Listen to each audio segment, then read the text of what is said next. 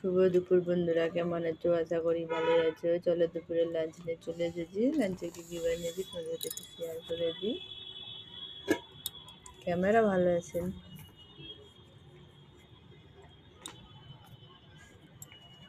লাঞ্চে আছে সাদা ভাত, এখানে গরম গরম,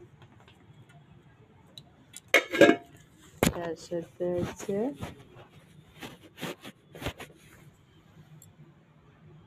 রুটি তো থাকবে, তার সঙ্গে শসা কাটা, এই যে শসা পেঁয়াজ, তার সাথে আছে আলু টমেটো ভাতে অল্প একটুখানি,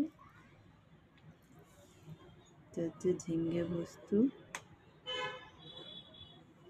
এটা পাম্পলেট মাছের ঝাল।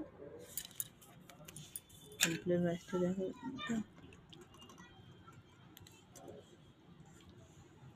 পাম্পলেট মাছের তেল দেওয়া, আর তার সঙ্গে আছে কমলার টক।